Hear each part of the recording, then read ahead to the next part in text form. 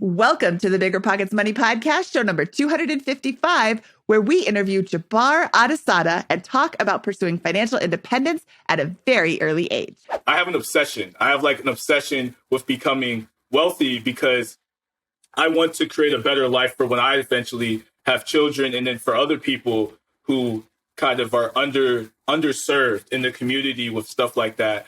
So I think that if I'm able to accomplish that at a younger age, if I do all the hard work now while I have all this energy and I can wake up at 4 and only get 5 hours of sleep and do all this stuff, then by the time I'm older, I'm gonna be very happy about it. So it's just the opportunity cost. Hello. My name is Mindy Jensen, and my guest host today is Dan Sheeks, author of First to a Million, A Teenager's Guide to Achieving Early Financial Independence. We had Dan on as our guest last week, and I liked him so much, I brought him back to guest host with me today. Dan, thanks for joining me. Mindy, thanks for having me. So happy to be here, and I'm super excited for our interview today. Glad to make it. Oh, I am too.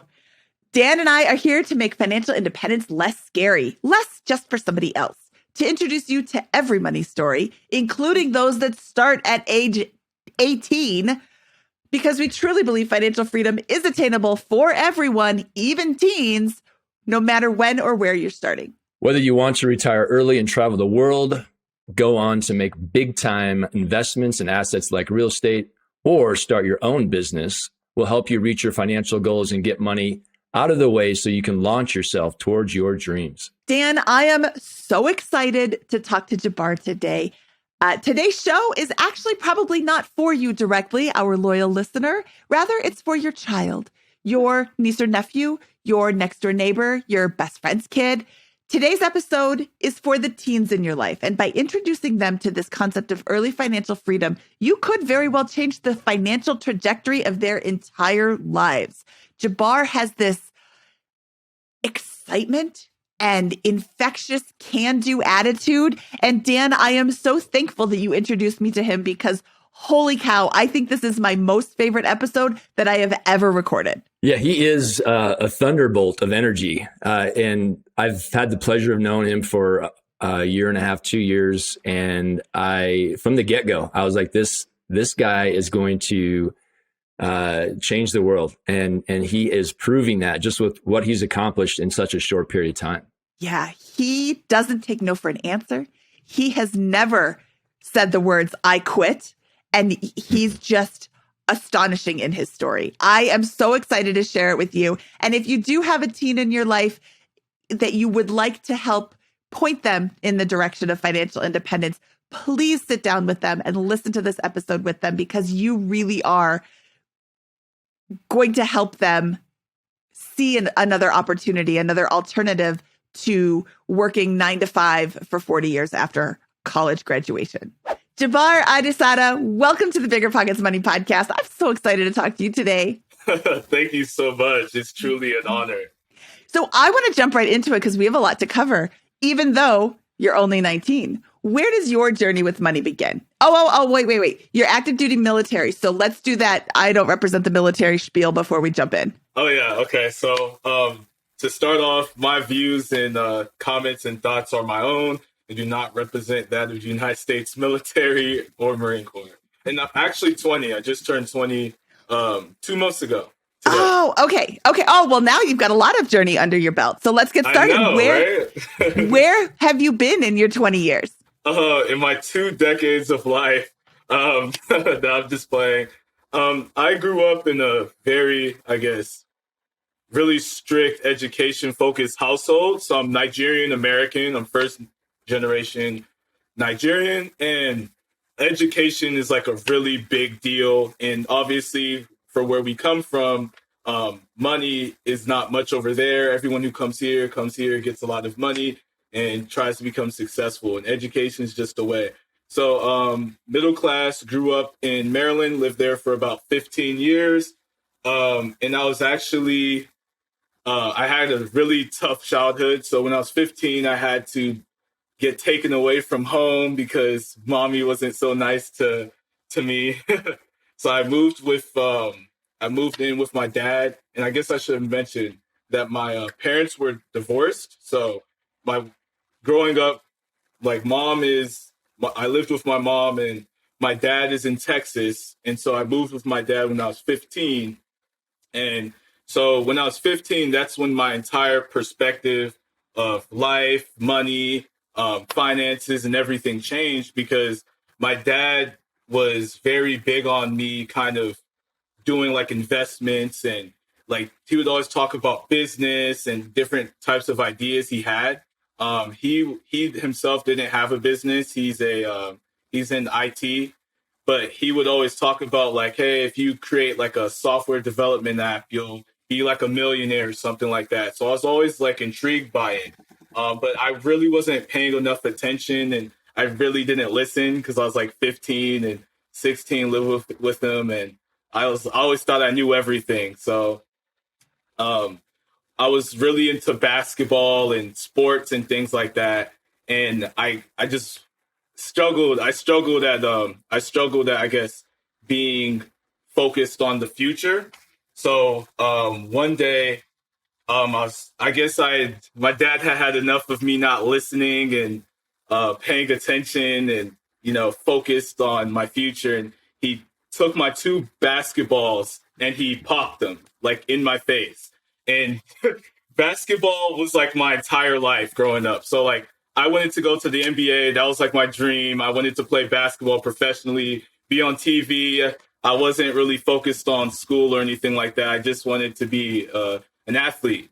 And so when he did that, it just shook my world. And so, and the reason he did that is because my pastor had given us an assignment to read Rich Dad, Poor Dad by Robert Kiyosaki and write a book report on it. And I didn't do it because I didn't care. It didn't have anything to do with basketball. So he paused my basketballs. He makes me read the books or read the book. And I wrote a report on it, and I just ate it up. Like, it was like that. It's like the book you read like from cover to cover. Like I was like, wow, like assets versus liabilities.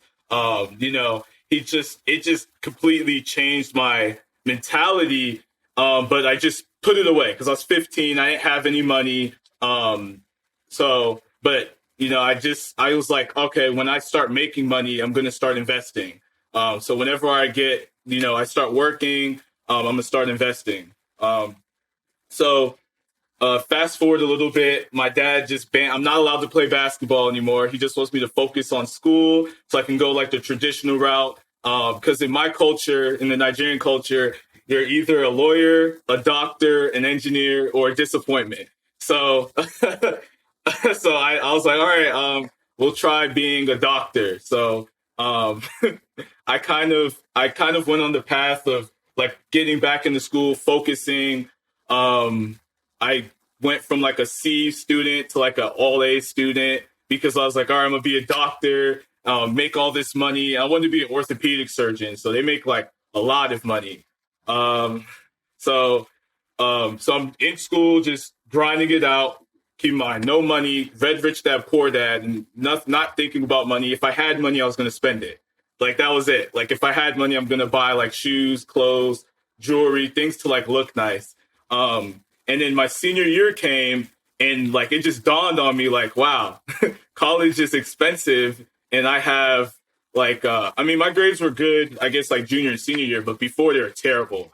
And I was like, I don't think I'm going to be able to get an academic scholarship. I'm not allowed to play basketball, so I'm definitely not going to get a sports scholarship. So what exactly am I going to do? And so I wanted to be a doctor, but I didn't want to get into all that debt. So I was just thinking, I was like, man, like, how can I do this without, coming out like, with a negative $500,000 net worth? And so I saw the man with the dress blues passing out pamphlets in the cafeteria, and he had a Marine with him on the pull-up bars. I was like, wow, these guys look cool. So I walked up to him. I was, just curious. That's how they get you. You're just curious. And so I walked up to him and I was like, hey, I want to like see what's going on. Like what's up with the military? Because I heard they had really good benefits. And my dad had mentioned before to me that it might be a good idea to like look into it, to pay for school and stuff like that. So he talks to me. He tells me like, hey, like we can help you pay for school and everything like that. And so I was hooked. I was like, all right, it's great. Well, if you can pay for my school, that solves my issue. So now I don't have to go apply for student loans. I'll have college paid for. And then my plan was to join the military, get all the education benefits, do college so I can become a doctor debt free, and then start investing and making money and stuff like that. So, graduate high school, enlist right after high school, go through boot camp, get out of boot camp. And now I have like the most money I've ever had in my life. I think it was like $2,500. And so now I had read Rich Dad Poor Dad. I know the importance of investing a little bit, not really the power of it. And so the first thing I do is I think I spent like $1,000 on clothes, shoes, like clothes, shoes, and like this, like devices, like a phone or something like that. And then the remaining $1,000 I gave to my family. So now I'm back so I had like $500 left. And so in between training, so from boot camp to you do another training, it's combat training. And during combat training, I had the opportunity to kind of go off to like, I got hosted. Yeah, I got hosted by a family for like the holidays because we weren't able to go home. And it was in Orange County, California. And so I got hosted by this family, the Matsons, and I mean, their lives looked amazing. They had like a happy family, the beautiful house. They were the type of family to like, Phil will come home and he'll take his wife to like Paris for the weekend, just randomly. Or like he'll go skydiving in the morning and scuba diving in the afternoon. Like I was just like, wow, like what do these people do? Like whatever it is, I think I should do that. And so I spoke to him, I started talking to him, and then he told me he does like investing, like he invests in stocks. So he's a financial advisor. He does like company 401ks and stuff. And so he gave me a book. So he gave me 2 books, actually. He gave me Automatic Millionaire by David Bach, and then I Will Teach You to Be Rich by Ramit Sethi.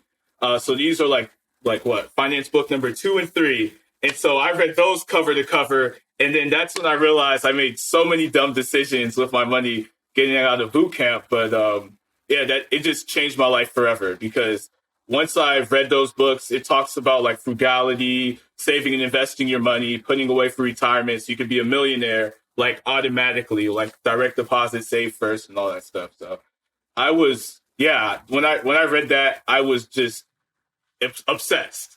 Yeah. So that's all I focused on. That's all I talked about. I started getting really financially savvy and really like trying to learn more about how I could live like Phil. But that's like the long-winded story of my money beginnings. Awesome, Jabbar. I mean, it's a great story. And thank you for your service in the Marines.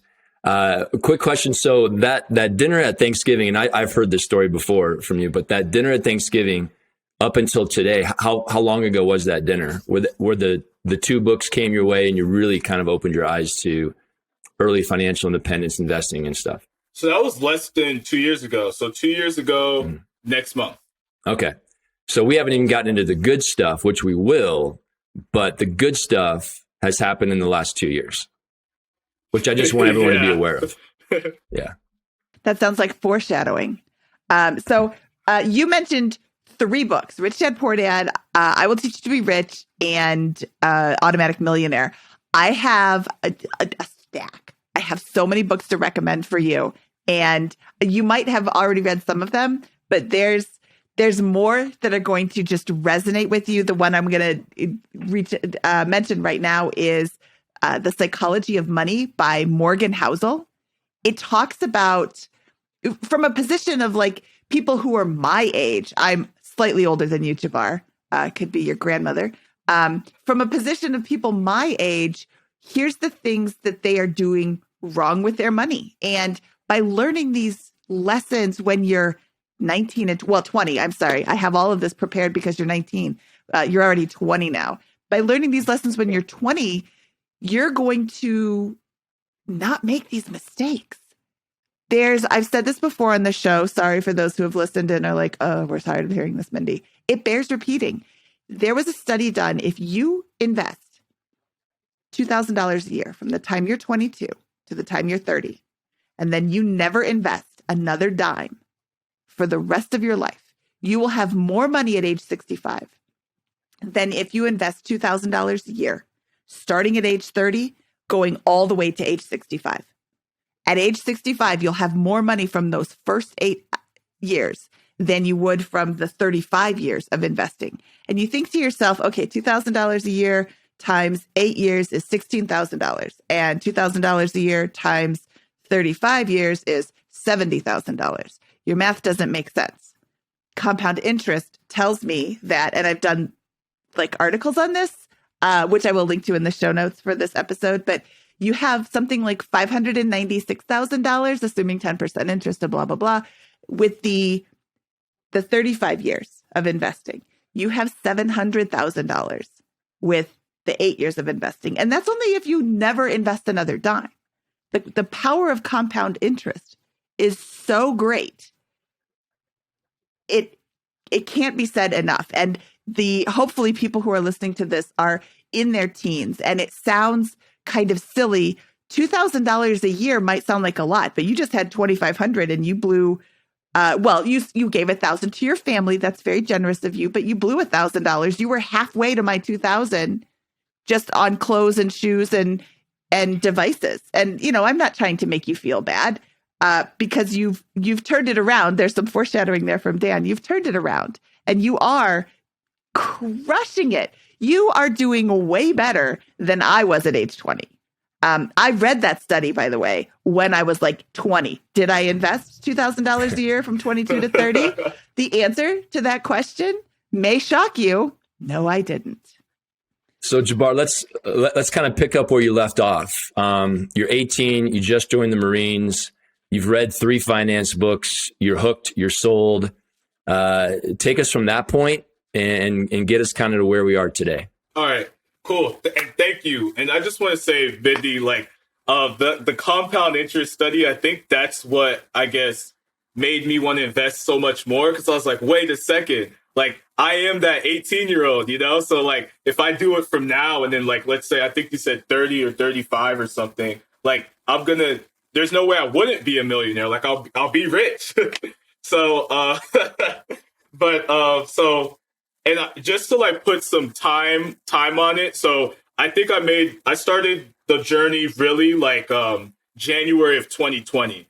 So January of 2020, I was like big into like stocks, right? Because those books, they primarily focus on stock market investing. So I was saving like 80% of my income, or maybe sometimes like let's say just say 80%.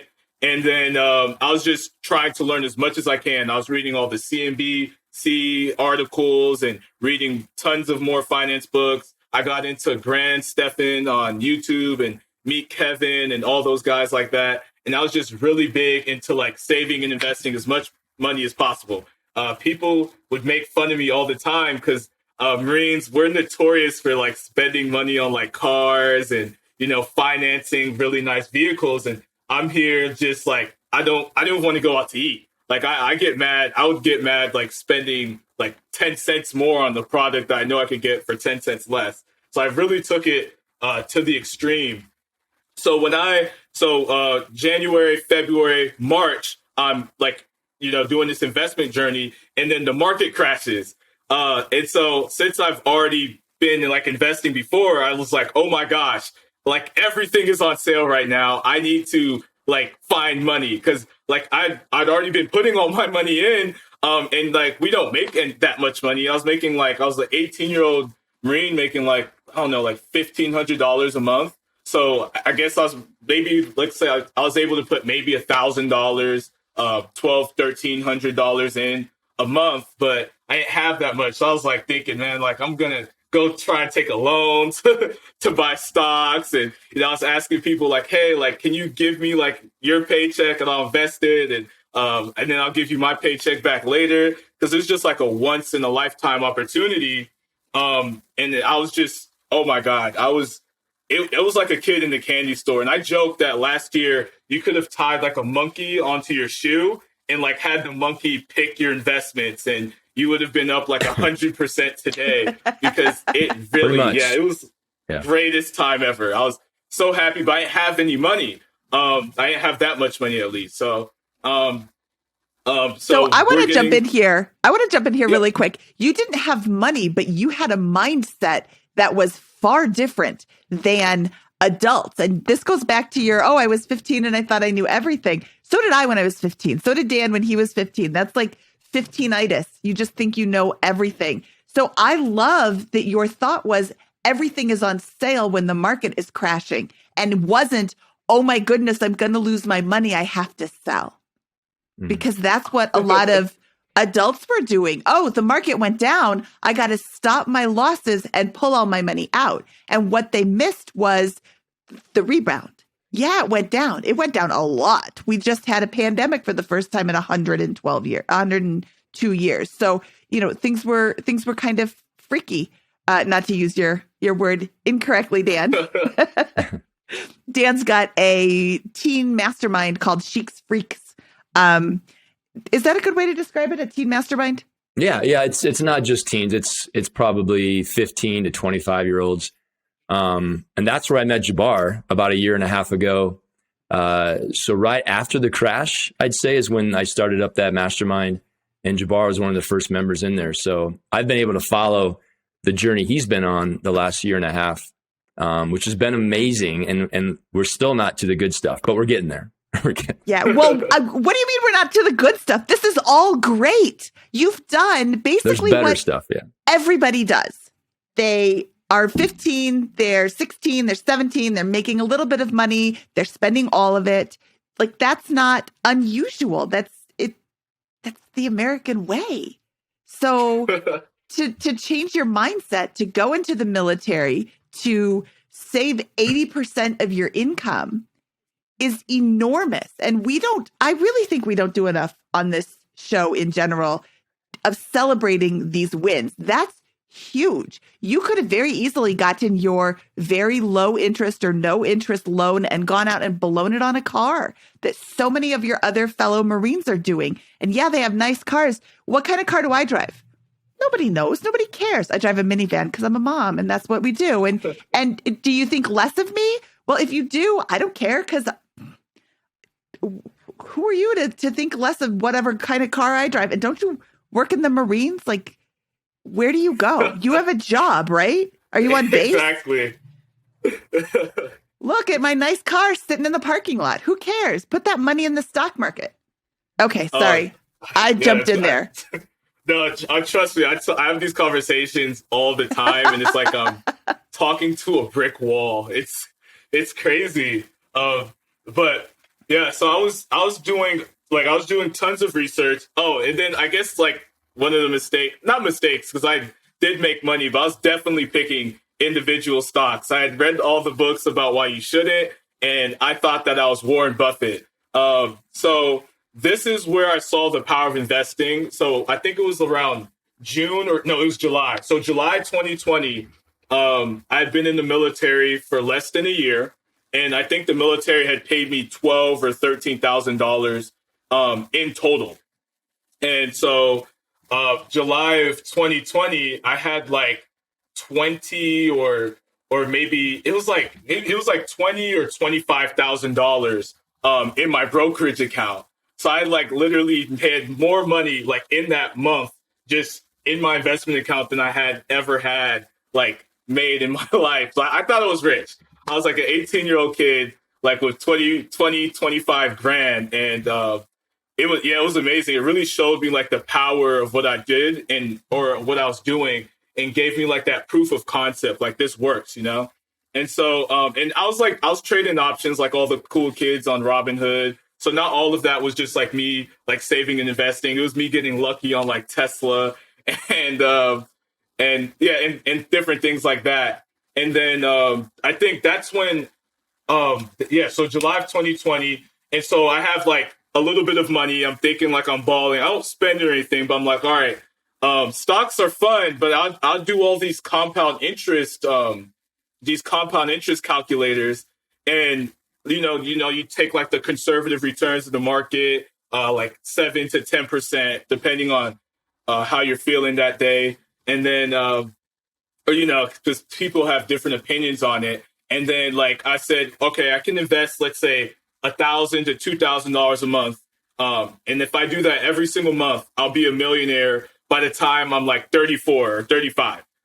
So like that sounds great. And like, that's not old or anything, but for me as an 18-year-old kid, I do not want to wait that long. So I just was like, all right, how can I like scale this up? I kind of don't want to, and then I started getting like, the 4% rules. And then I was like, okay, $1 million would be really only $40,000. And I saw like all like the flaws and things like that. So I was like, man, I kind of want to pivot a little bit to something that I can control, because just like we can break the record for all-time highs in the stock market, I just don't want to be unlucky in that 15, 20-year time period that we break the record for all-time lows.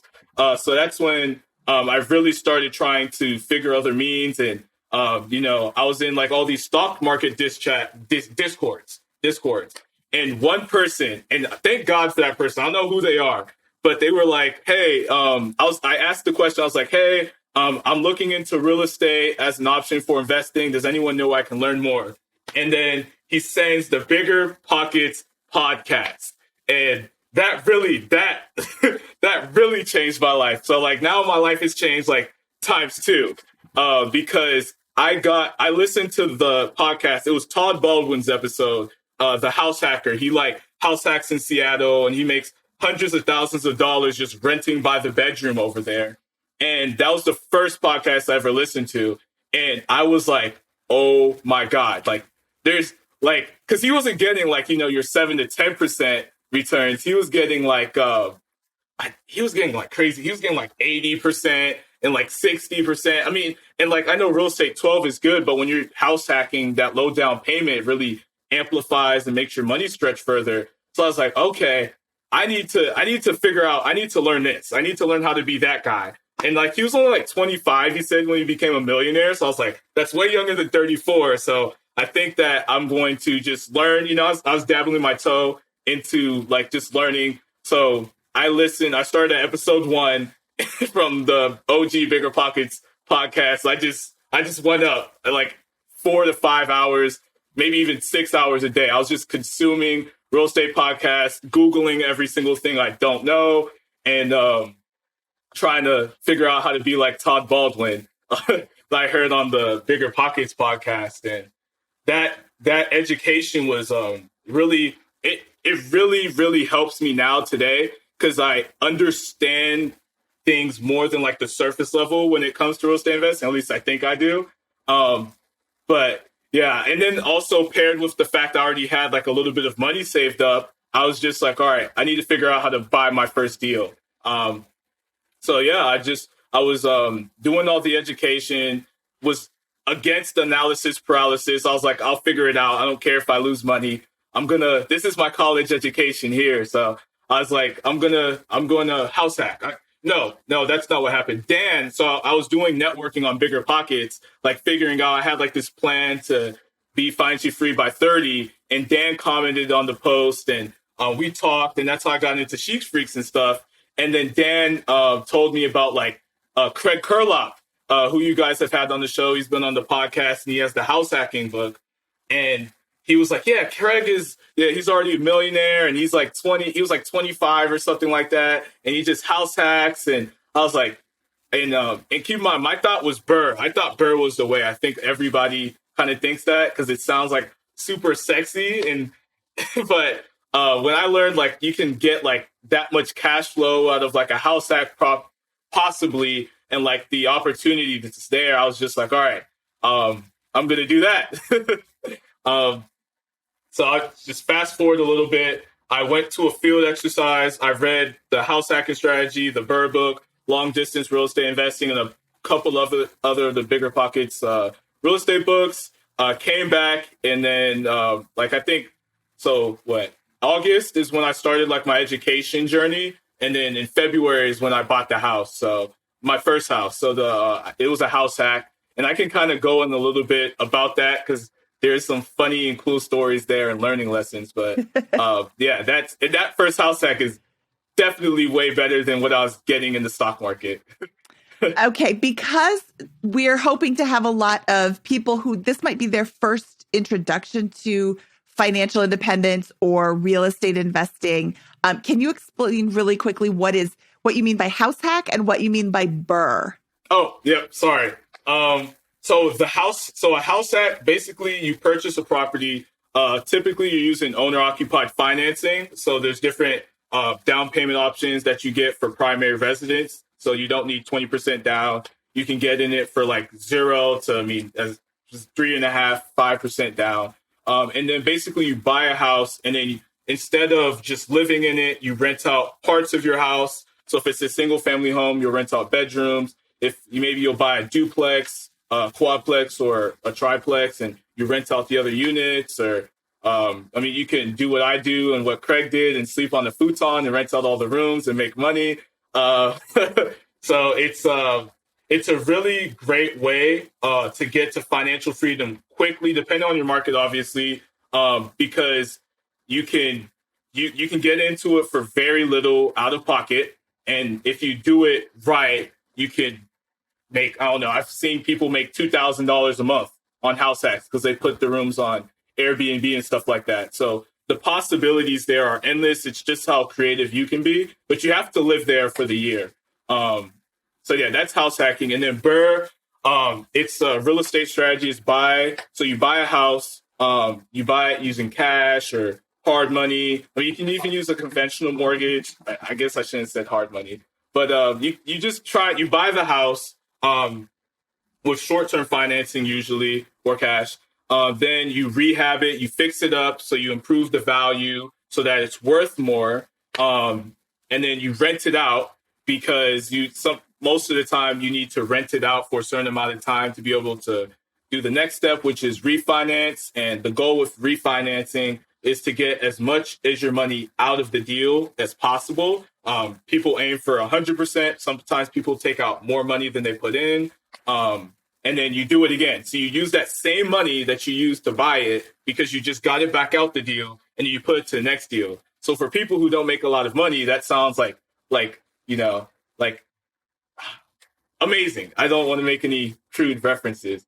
It sounds amazing because you can use that same capital over and over and over and over again, theoretically.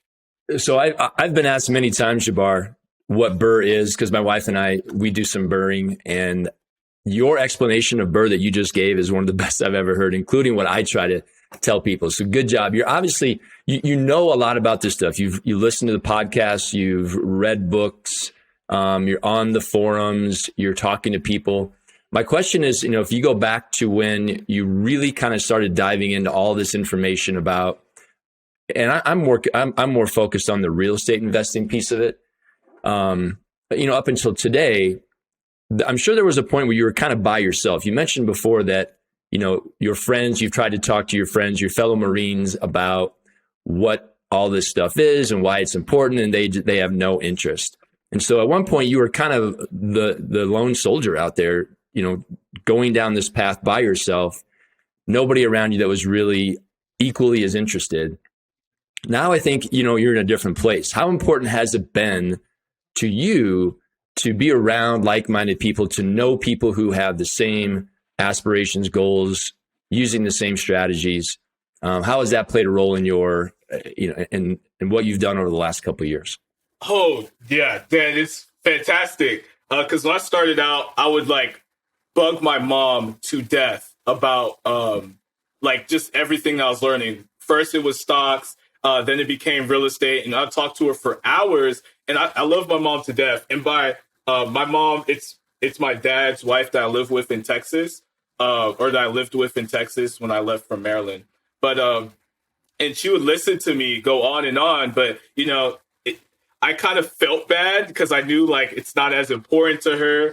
And then, I told when I was living in the barracks, I told my roommate all the time, all the things I was learning and doing. And he definitely didn't care. So when I finally got to be in a group of people who like actually care and they speak the language, they love the language, they're obsessed, they have that same like obsession. It just, oh my God, it just turned my life around because now I have people who I can collaborate with. I get to see what's possible. So I see what other people are doing because you get to watch other people's journeys, and I really get to kind of just grow. It's like you're growing together. So it's like that saying, you're like the average of the 5 people you spend the most time with. So for me, I was spending my time with my podcast. It was the podcast and books. That was it. Podcast, books, and YouTube. That's it. Like I didn't really have friends because no one wanted to hear me talk about investing all the time. Because it's still now people hate when I start talking because they know I'm going to talk about money. But in the Marines. But now like I can call up, like Leo, Marcel, Aiden, people in the Sheiks Freaks community and really like have a conversation, and we can have like these high level conversations and gain different perspectives and kind of introduce and kind of keep each other accountable. Because the journey, it can be tough sometimes. There are things that like, sometimes I want to buy, like I really want a Tesla and I really, really want a Tesla. It's like such a nice car. And I drive like a 2004 Toyota Camry that looks horrible. And so like, if I was surrounding myself with like the Marines all the time, not the Marines, but some Marines that, are in my peer group or people my age, they're not, they're going to be like, buy the Tesla. Like I'm going to have all this like outside energy saying like, you should spend your money. But because I'm in an environment in a group, or I'm in a group where I can have like this environment about money saving, financial literacy, and, go aspiring to be wealthy and like leave impact on the world. That's kind of like, it holds me accountable and it keeps me committed. So it's definitely like a game changer. And it helped me buy my house because I told everybody I was going to buy a house before I bought the house. So now I have to, right? Because otherwise I look stupid.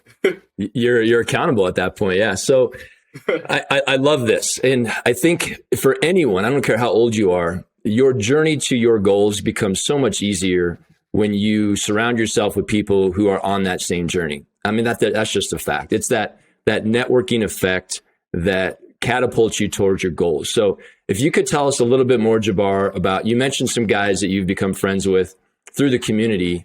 What does that relationship look like? How often are you talking to each other? How are you talking? How are you communicating? I think these guys are from all around the country. Have you met them? How do you hold each other accountable? And how important has that been to your progress? So I have an accountability group. So like BiggerPockets talks about masterminds and surrounding yourself with people who are going to help you keep accountable towards your goals all the time. So me, Aiden, Leo, Marcel, these are people in the Sheiks Freaks community. We formed our own little accountability group where we meet every single morning and we just go over our commitments. Every morning we have an agenda. Hey, like, what were your commitments, or what are your commitments? Did you like meet the mark, essentially? Did you wake up on time? We're all Miracle Morning guys. So every morning I wake up at 4, unless I got less than 5 hours of sleep. And I do my Miracle Morning for like almost 2 hours. And it's tough. It's tough. Like if left to my own devices, if I have someone to report to every morning, I might not do it every day. But because, I know I'm going to hear so much from them about how terrible I am if I don't do it, I do it every morning. And it helps a lot too with like real estate stuff. It's like, all right, hey, you want to get to this point? Well, what are you doing to get there? And it's like, all right, well, what are you spending your time doing? Why are you watching YouTube instead of, analyzing deals? Or why are you it's that kind of accountability. We meet every day, and it's I think for me, for my growth, it's been very, very powerful because they're just challenging me to think bigger. So my goals keep getting bigger and bigger every time. I keep on having to expand them because it's like, okay, well, are you setting this goal because you're afraid of a bigger goal, or because like this is actually what you want? And 9 times out of 10, it's because you're afraid of the bigger goal. So yeah. Yeah. Bill Gates has a quote: "You often overestimate what you can accomplish in 1 year, but you underestimate what you can accomplish in 5 or 10. And that's huge. He's right. Think of what you're setting your goals for in a year. Oh, I'm going to do X, Y, Z. And then you get to the end of the year and you're like, ooh, I did X, sort of. But then you take that and you're like, okay, my 10-year goals is I'm going to do X, Y, Z, and then A. But you can accomplish X, Y, Z, A, B, and C in year 3. So, or year 8, or, so setting realistic goals is really important, and setting goals, keeping track of where you are on your progress is huge. Having an accountability group that meets every single day, to me, that sounds a little daunting because my mornings are kind of crazy, but my life is very different than yours. I have 2 kids and I'm trying to get them off to school, and that's like herding cats. So, my point is that I'm making very poorly is this accountability group and getting in that mindset when you're 20, when you don't have 2 kids that you're trying to get off to school, when you don't have other responsibilities, and you can get in there and do this is huge. You start setting these habits, and then your mornings going forward are always going to be like this. And the way that you structure your life is going to be a little bit different because this is such a priority, because it's such a habit. But also finding people who are in the same mindset. You can find, I bet in your life right now, you can find 100 people that'll tell you all the reasons why real estate investing is wrong, or share the stories of how people they know lost money in real estate. I got a whole website full of people who have made mistakes. And that's something that makes BiggerPockets so great, is you learn from your mistakes. But the people that are telling you it's not going to work didn't learn from their mistakes. They didn't learn from other people's mistakes. They made the mistake. They're like, I'm out. And that's, quitting is a great way to not accomplish anything. You don't sound like a quitter. Oh, no. No. I'm anti-quit. Yeah, no way.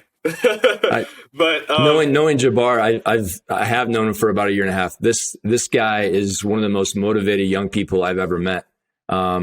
And I want to get into your mindset later. I've known him for about 30 minutes, and I can agree with that. Yes. I want to dive into the house hack, to the first real estate property purchase that you did, which, by the way, happened at age 19. This is phenomenal. This is so freakish to do it at such a young age. You started learning about real estate. I would, less than a year later, you're buying your first property. I think maybe right at about a year, somewhere in there. If I remember right, it was a $300,000 or $400,000 house. You are house hacking it. So tell us, how did that process go? How did that search, the financing?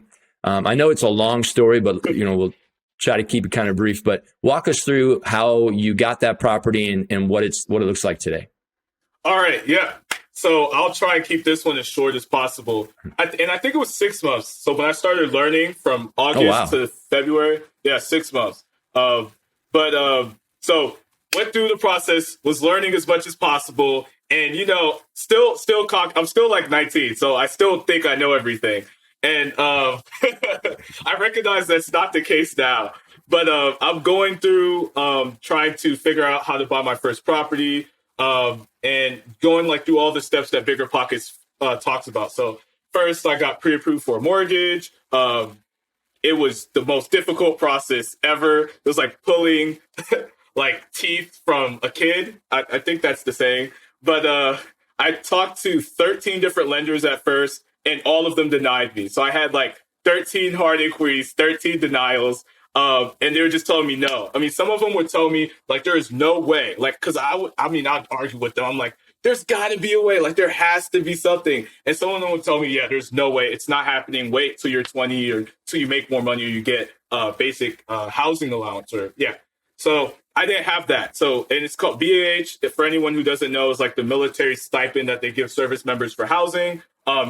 It's whatever. It's kind of tailored to the market. So it depends. But because I'm single and I don't have a wife or family, I don't get any of that. So I just get my normal pay, which is very small. It's I don't know. It was $18,000 a year at the time.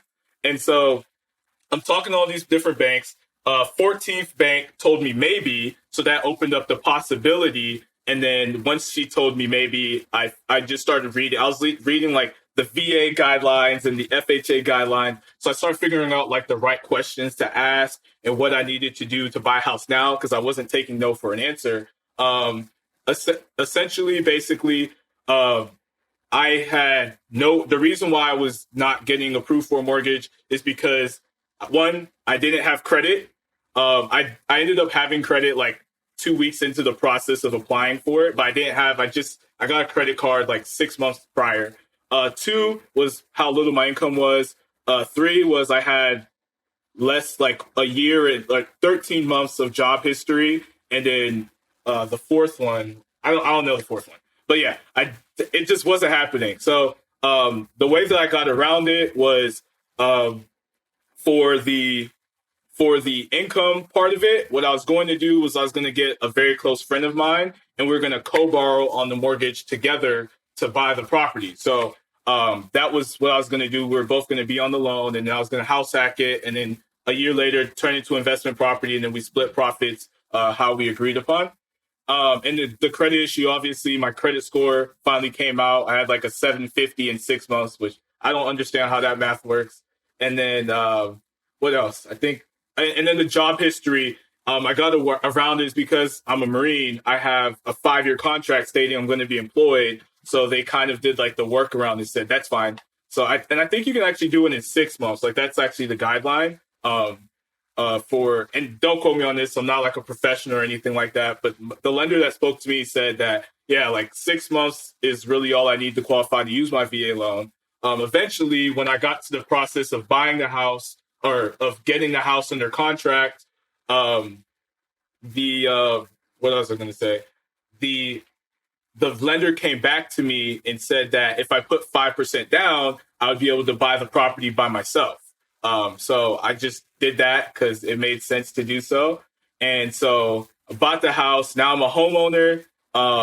And then I got the call that I was getting sent to like the middle of the desert for a field exercise for like 2 months. So I had the house, but I didn't have any tenants, and I didn't want to pay my mortgage. You know, I bought the house to house hack, not to pay my own mortgage. And so I basically, I created a system, trained a buddy to do all of it for me, and ended up renting out all the bedrooms while I was gone on that exercise.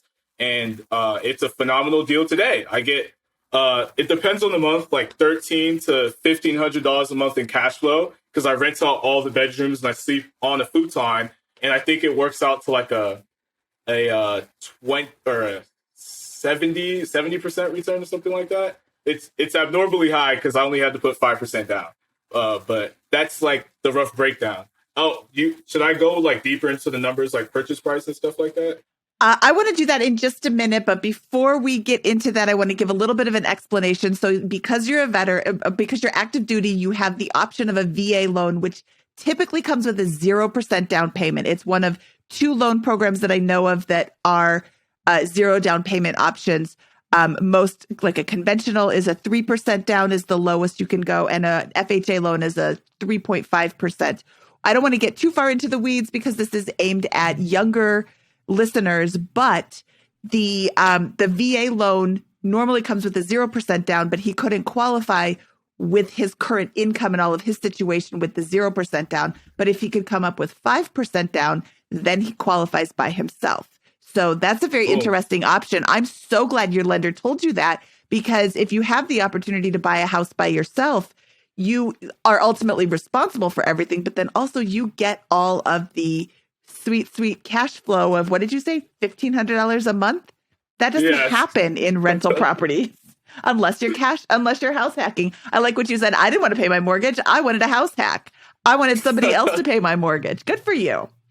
I was going to say, just before we get into the numbers of the house hack, Jabbar, I want to take a step back and focus on a couple of things you mentioned in that journey of making your first purchase that have to do with mindset, I think. So you went to lender number one and said, I'm a 19-year-old Marine. I want to buy a house.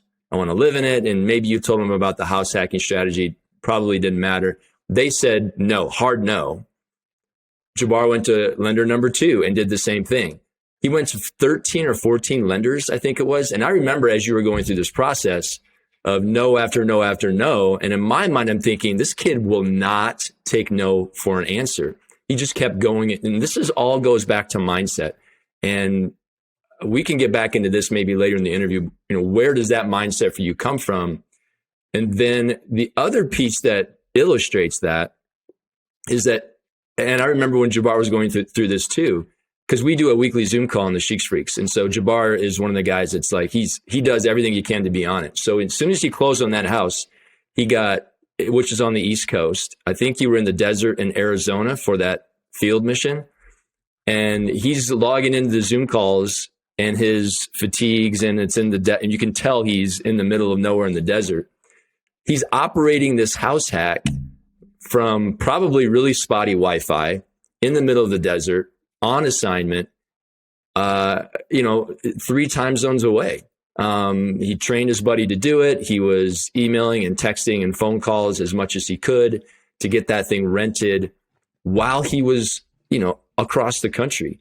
That mindset as well, that fortitude, that perseverance to say, whatever roadblocks come at me, I'm going over them. I'm breaking through these brick walls. I'm going to make it happen. It's going to happen. Most people, after the first lender says no, say, well, I tried. I guess I'll just wait till I'm 20 or 21. Jabbar said, no, I'm going to go to 13 more lenders until I get a maybe. And then he made it happen. So we'll get into mindset later, Jabbar. Let's dive into those numbers a little bit on the house hack. What did you buy it for? What was the negotiation like? What are you getting per room? All that good stuff. Yeah. So, purchased the house for $246,000. They were asking, I think, $255. Brought them down a little bit. I think I offered like $230, but not in this market. But it was on the market for a little bit. So they came down to $246, and then had all my closing costs paid for and stuff like that. So that was good. So I was all into it for $22,000 because I put 5% down. So that's like $12,000, and plus like furniture, and then my funding fee, the VA funding fees. That's something there. But and so I get between $732 and $850 per bedroom. The house is in Savannah, Georgia. It's not like a high cost of living area or anything like that. Todd Baldwin, if you listen to his podcast on the OG BiggerPockets podcast, the real estate one, he talks about like the different amenities he has, like a professional house cleaner, lawn care, and just creating like an environment just creating like a house hack or a rent by the bedroom business rather than just like renting a bedroom to a buddy. So I just copied that same strategy, employed it, and it works. It worked great. So I guess, yeah, like I said, $1,300 to $1,500 a month in cash flow. It really varies depending on like the level of maintenance that I'm doing or utilities. They fluctuate a little bit, and so I think like that works out to like 70%. If I was getting, it's like it might be higher than that, and that's just cash on cash return on investment. So that doesn't count like the other wealth generators that make real estate such an amazing asset class to invest in, like the tax benefits, the loan pay down, which really that's like forced retirement savings, and then your potential appreciation. So yeah, it's definitely the best decision I've ever made in my life. And then another thing to point out, the reason why I made that pivot into real estate is because with stocks, right? I invest, let's say, $1,000 to $2,000 a month, and then I have $1 million at 35. 4% rule tells you 4% of $1 million is $40,000 a year. So that's how I kind of like do the comparison in my head, because what matters to me is cash flow. I want that passive recurring income. So with a house hack, I'm able to get like, I don't know, that's like almost a third of the way there with like $22,000. So like I do one this year. Imagine I just do one this year, one next year, and one the other year, and then the fourth year, boom, I'm already like greater than that $40,000 mark, and I put way less of my personal capital in every month. So it really, really makes a lot of sense. I think house hacking it's just a way for like the little guy to really become the big guy, because it just changes everything. And that's just by buying one a year. So imagine you buy 2, then you 3, 4, the stack, you exponentially grow. And all of a sudden you're sitting very happy and in a short amount of time. So that's why I kind of started focusing on real estate. And now, like, I don't invest every month into the market. So hopefully no one's mad at me about that. But I save money to invest in more real estate because that's like the goal anyway. And, to buy and that's a great transition, Jabbar. I would love to spend more time on the house hack, but we want to kind of get to where we are today. So you bought that first house hack. You're living in it and you're renting out the bedrooms and it's going really well. Between then and now, what have you done with real estate? Where are you at now? So I just closed on another property about 17 days ago. It's a 600,000 3-bedroom, 3-bath short-term vacation rental in the Smokies. I just partnered on that one. For someone from the Sheik's Freaks, that's another value of being in a group like that is like you guys could kind of solve each other's problems because when I spent that 22 grand on that house hack, I didn't have enough money to go out and just start, deploying capital over and over again. So I kind of just was like, hey, I don't have a lot of money, but I still want to buy more houses. The way to do that for me was by partnering with somebody else because you don't need, in real estate, you need the time, the expertise, and then the money, I think it is. But you don't need all of them. You just need like maybe one. Did you say you bought a $600,000 house? Yeah, I know. It's crazy, right? At age 20? Yep. Okay. Short-term rental in the Smoky Mountains. Which so is now you own your second excellent property. Yeah, I'm looking at buying a third one. I'm trying to get to $1 million real estate portfolio before the end of the year. It's kind of difficult with only 2 months left. Well, only 2 months left, but you have a $600,000 house and a $250,000 house, so you only need another $150,000 house to get to $1 million in real estate by age 20. Yeah. Okay, so it sounds like I could talk to you all day long, but it sounds like we need to get you on the Real Estate Rookie podcast with that once you get to that $1 million rental property, what was it, $1 million rental portfolio? Because that's wow. So sorry you don't have any confidence in yourself, or you don't have any ambition. Yeah, Holy cow! I look at it as like forced retirement. Can you speak to that just real quick, Jabbar? What is it? What is it that you think creates the mindset for you to accomplish these things at such an early age? What is it that, because it's different. This is not what the normal 19, 20-year-old is doing. Just in a paragraph or two, how do you approach mindset? How do you learn about it? How do you maximize your capability? For me personally, and this comes back to, I spoke about it very poorly at the beginning, but I talked about how I was abused essentially when I was younger, growing up. And growing up, I was told I was never going to be anything. I was told I was going to fail. I was told that I was going to be a janitor. She used to tell me, to stop doing my homework and to come down and sweep the floor to work on my janitorial skills. And so I took that and I didn't let it. I started to live life, and I was like, I'm not going to be that person. It just kind of lit a fire under my belly to say hey, I'm going to do something with my life and try and be successful. And worst case scenario, I become successful because I'm not going to take no for an answer. So that is a little bit that has something to do with it. Another thing is every single day, I'm waking up and I have an obsession. I have an obsession with becoming wealthy because I want to create a better life for when I eventually have children, and then for other people who kind of are underserved in the community with stuff like that. So I think that if I'm able to accomplish that at a younger age, if I do all the hard work now while I have all this energy and I can wake up at 4 and only get 5 hours of sleep and do all this stuff, then by the time I'm older, I'm gonna be very happy about it. So it's just the opportunity cost, put in all the time and effort and work now, so that in the future, and it can be very quickly if you go hard enough, you can have your cake and eat it too. It's just delaying the instant gratification. I work on my mindset every single day in the morning. I do affirmations, do the manifestations and all that stuff. And I just don't like losing or quitting or any of that stuff. I just want to kind of figure out how to make it. It's just, you just kind of have to have that mentality. Like, it's like, I'm not going to fail. I'm going to just succeed. Awesome. You are going to just succeed.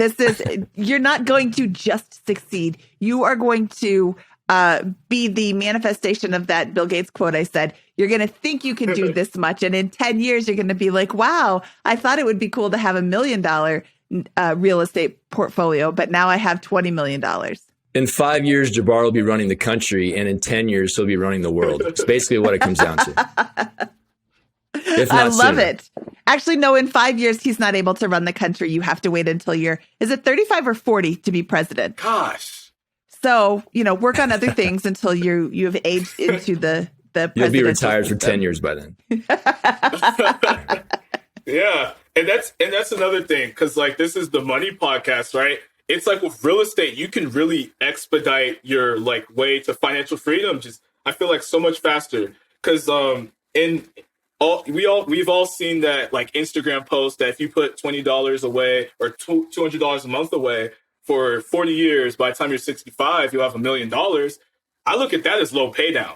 Like loan pay down that's that, you get $1 million of real estate and then over 30 years it gets paid down. Now you have $1 million free and clear in assets. But then the great thing is like you get like the cash flow that helps you quit your job now. That gives you that passive income to step down and focus on what makes you happy, and then the appreciation just makes you rich. So now, like you're just walking around like all happy and stuff because you have like the trifecta of I don't know, financial freedom, personal finance, fire.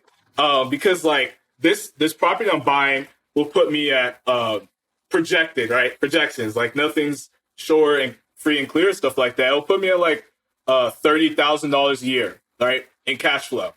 $30,000 a year in cash flow. Now that's another down payment on I guess cheaper houses, but like it just starts to scale up from there. So then you get another one or another two, and now you're at 60,000, and another two, and now you're at 90,000. And so now, like, I mean, maybe you're making more money than you were at your job, and you can just step away. For me, I can't step away. I can become financially free today. I still have 3 more years left on my contract. But by the time I'm finished with my contract, I won't have to work again. That's the goal. I won't have to work again.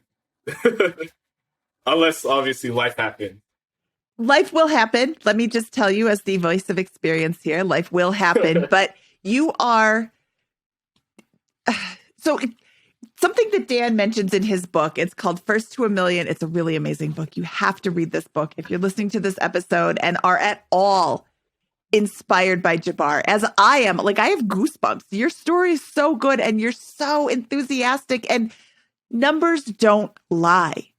But the whole reason that you pursue financial independence is to open up your life options. You're 20 years old right now.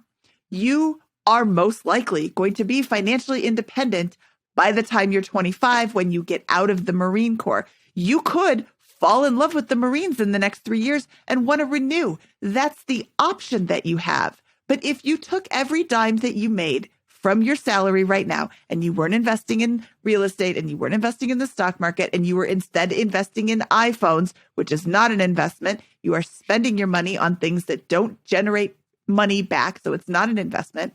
You spend money and maybe you look real sharp all the time in those brand new clothes that you have, and you're always going out to dinner and you're going on a ton of dates and you're spending every dime you have.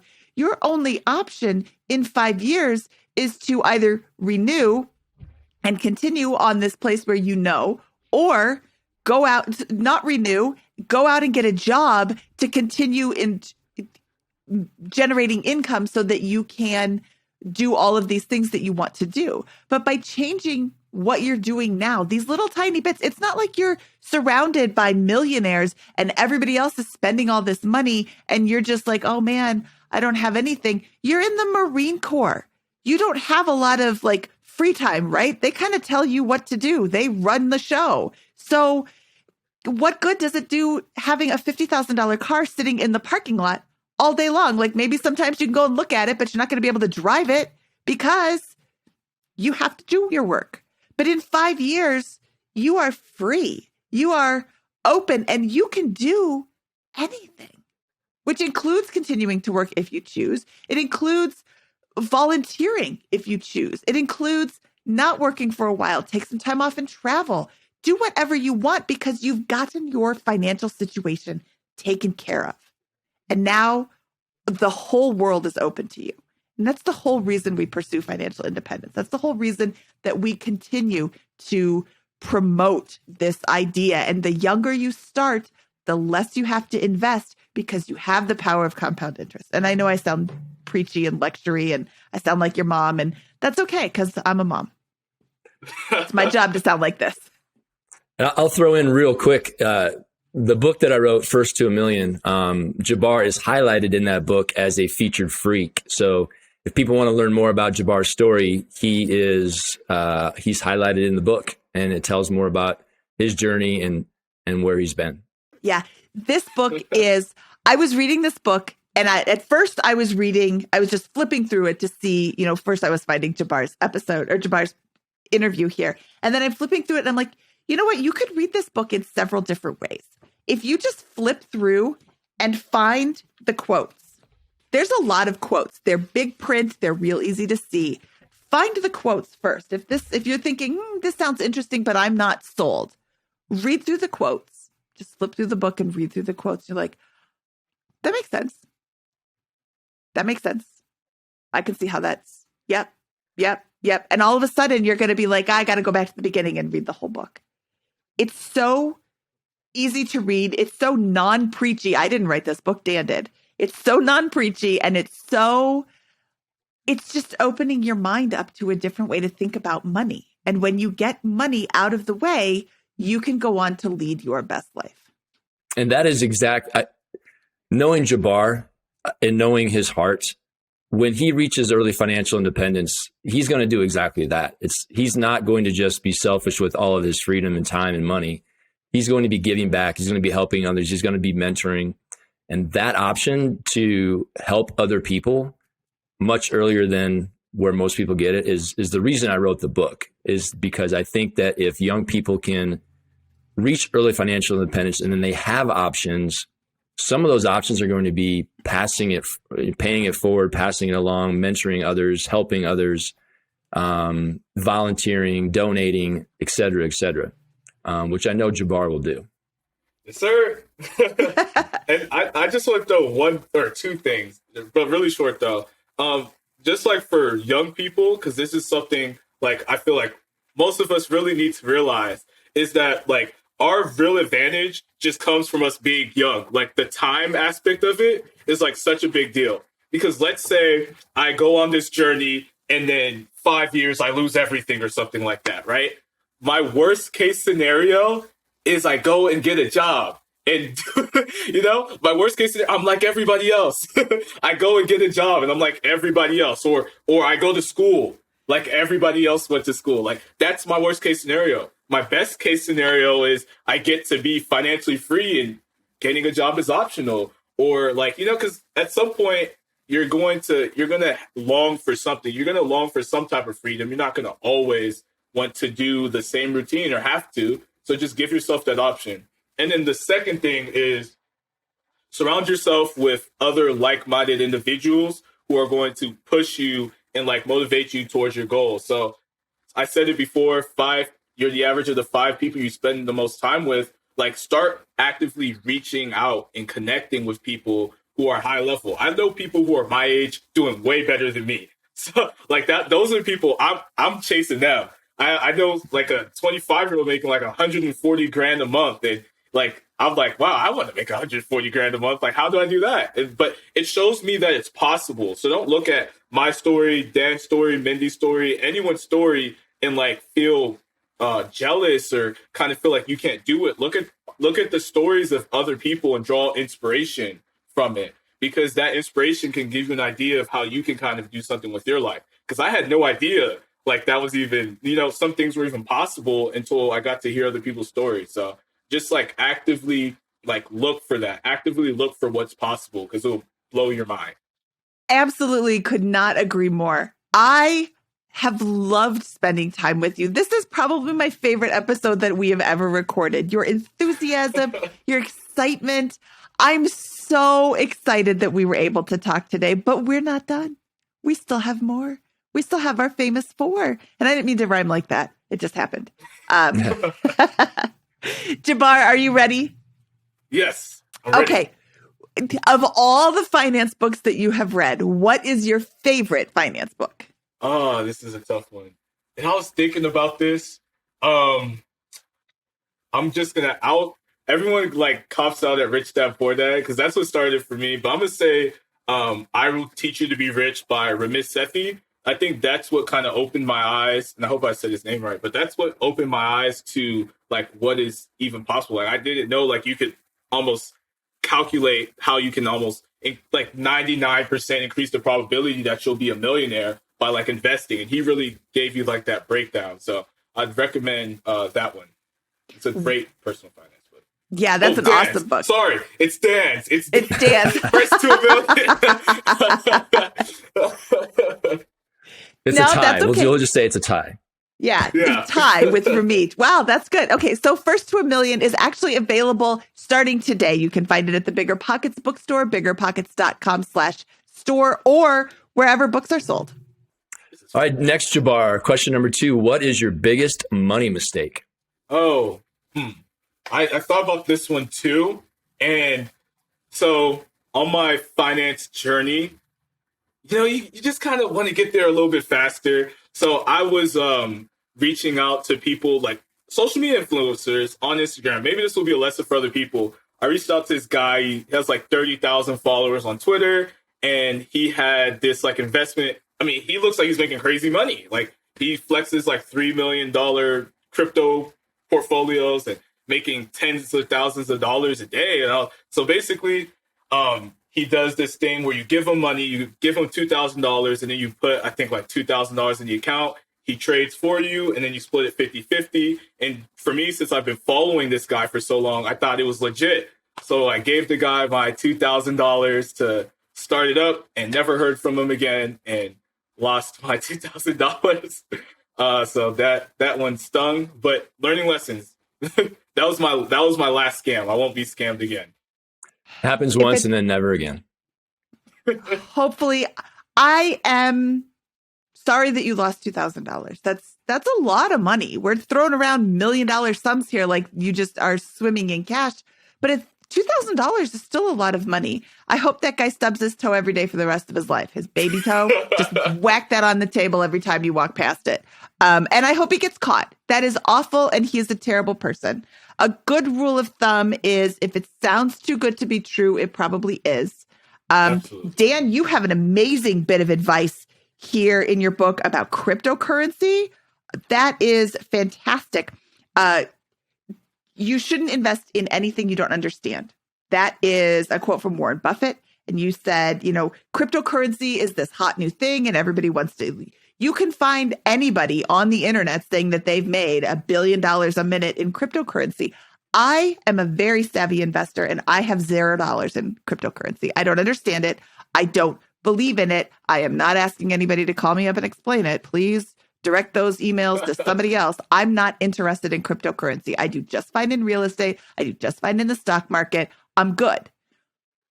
But there's this fear of missing out and there's this like shiny new object syndrome. So you say in your book, test your knowledge. Go to one of your parents and ask them if they understand how cryptocurrencies work. If they don't, explain it to them.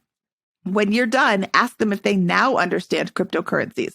If they still don't, you probably don't fully understand them yourself, and you should either do more research or stay out of cryptocurrencies altogether. Scott is the co-host that helped me with your episode, Dan, last week. And Scott has like $5 in cryptocurrency. I can't remember how much he has, but he has like very, very little in regards to his net worth. He could afford to lose it all and he'd be fine.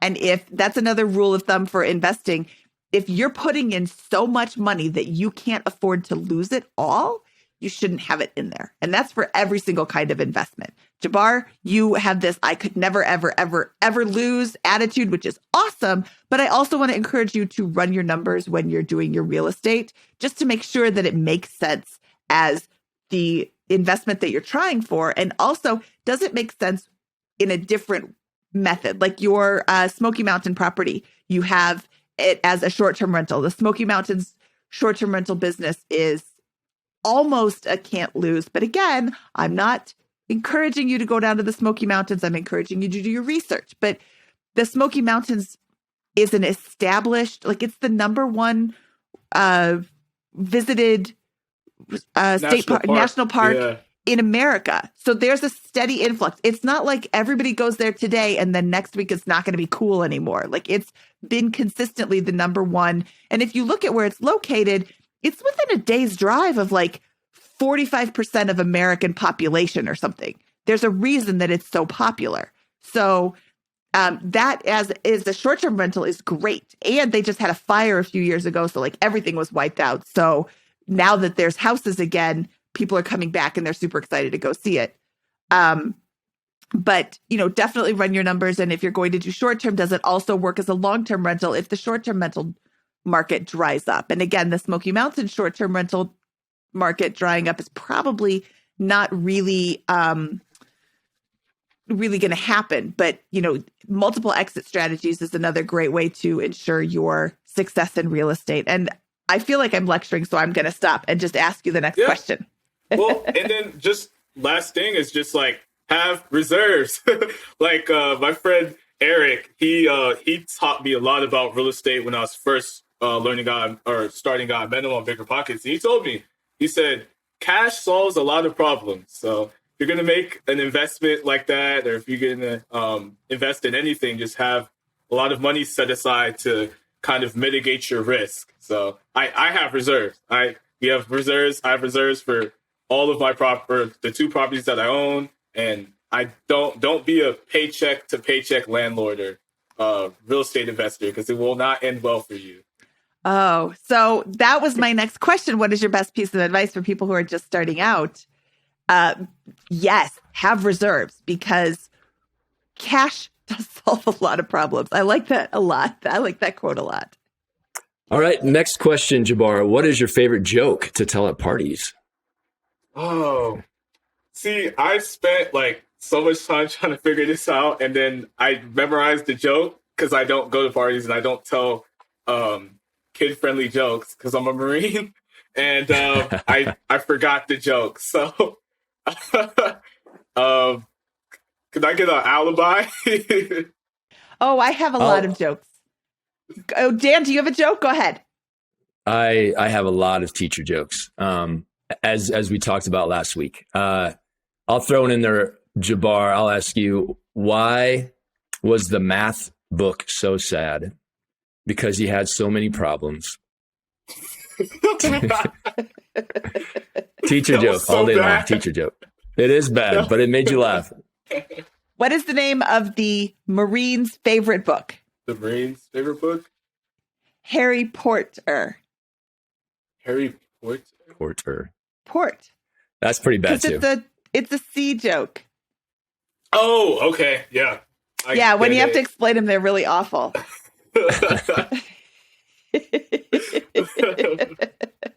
Okay, Jabbar, where can people find out more about you? If you've been listening to this episode, I think you should reach out to Jabbar, because he's apparently got nothing better to do than talk about money and real estate all day, every day. Yeah. I'm on almost everything. So you can follow me on Instagram and TikTok at Jabbar_investor. So it's JABB. So there's two B's in there. AR_investor. So instead of investor.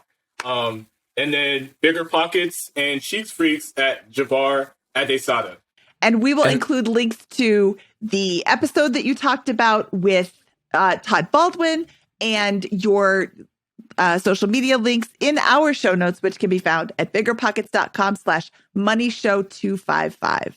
Jabbar, I have absolutely loved meeting you and hearing your story. This is one of the most inspirational stories I have heard, and your can-do attitude and I don't take no for an answer and I'm never going to quit is just going to propel you to millionaire status way before you're 34. Thank you so much. This was great. I want to throw in just one extra little discount opportunity. Anyone listening to this podcast or a young person, or if you know a young person, we mentioned the Sheiks Freaks community that Jabbar is in. If they want to go to sheiksfreaks.com, there's a free membership option, and there's also paid. If they want to do the paid membership option into Sheiks Freaks and meet up with people like Jabbar, they can use the discount code Jabbar, all lowercase, and they'll get a nice discount on the paid version of the Sheiks Freaks online community. The free version has a lot of value too. Either one is a great option. So discount code Jabbar. That's awesome. That discount code is JABBAR. Okay, Jabbar, thank you again for your time. This was so much fun, and we'll talk to you soon. Okay, Dan, that was Jabbar Adesada, and he has blown my mind. I love his enthusiasm. I love his love of life and his attitude and his just, I'm going to do it all. And he was absolutely amazing. I'm so excited to have talked to him today. Yeah, I'm glad it worked out to have him on the show. He is definitely one of the leaders in the Sheiks Freaks community. He's on all the Zoom calls. He's in all the forums, and he's giving advice, and he's a leader. And what he's accomplished is impressive. But I cannot wait to see where he is 5 years from now. It's going to be for sure. Mind-blowing. It absolutely is. And I want to highlight something from his story. He is doing it. He is taking action. He is making things happen. He's not sitting back and waiting for life to drag him along. And we didn't highlight that enough during the show.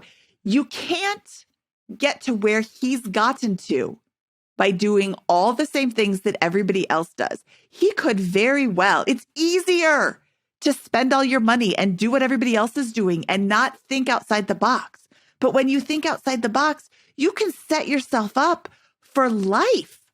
He is set for life. And now he has to wait those extra 3 years for the rest of his military contract to be done so he can, live his best life. But he's not waiting. He's still pushing forward and moving forward. And I'm so excited for what he's going to accomplish in 2 years, 3 years, 5 years. When he gets out of the military, he's going to crush it. He is absolutely crushing life now. And it's really kind of hard to remember that he's only 20 years old as he's telling his story. I've heard that same story from people who are starting out at 30, starting out at 40, starting out at 50, 60. He's figured out the secret to finances at age 18. And it is simply spend less than you earn, invest wisely, and keep pushing forward. And he's just the embodiment of all of that. And I loved his story. Yeah, he's in the Featured Freak interview that's in the book. He mentions his favorite money technique is just to pay himself first a set amount of money, which I think is, by the way, one of the most important money strategies for anybody is just to pay yourself first. But then he also, got into the house hacking, and I also believe that house hacking is one of the, if not the best way to get into real estate, especially when you're young. And he's not going to stop. He's going to, I call it the Craige Curelop effect. He's going to take that strategy and do one and then another and then another. But he didn't wait another year to get that second house hack. He said, no. I need my second property now. He bought that short-term rental in the Smoky Mountains, but he knew he couldn't do it by himself. So another barrier came up. He found that way around the barrier. He found a partner who had the money. He had the time and the expertise. He's a solution finder, and he won't take no for an answer. It's awesome. Yeah, there's Brandon Turner from the Real Estate Podcast has a saying that he says frequently, 50% of a good deal is better than 0% of a deal. Or no, wait, what does he say? 0% of no deal. Yeah. 50% of a good deal is better than 100% of no deal. And it's for people who are like, oh, I don't really want to have a partner. Having a partner will teach you a lot of things about working with other people and what you can do for someone, what they can do for you. They can fill a gap in this case, in his funding. He didn't have to wait, and he's now able to generate income from a property that he otherwise wouldn't be able to generate income from. So partnership is not always a bad word, and you can learn a lot about a ton of different things. The best partner brings in things that you don't have. So if you're really great at finding deals, partnering with somebody who's really great at finding deals might not be the best partner. But if you're really great at finding deals, but you don't have any money, partnering with a money person fills the gap. So you really want a partner that like helps you become whole. Yep. And I wouldn't bet against Jabbar. I mean, he mentioned that he wants to have, I think, $1 million in rental portfolio by the end of the year. I think I would not bet against. He'll find a way to do it. I would not bet against him either. That's absolutely right. Okay, Dan, this episode ran really long today, and I could have talked to Jabbar for another 5 hours. He's awesome. But we should get out of here. Are you ready? I'm ready. From episode 255 of the BiggerPockets Money Podcast, he is Dan Sheeks, author of First to a Million. And I am Mindy Jensen, hoping you are the first to $1 million.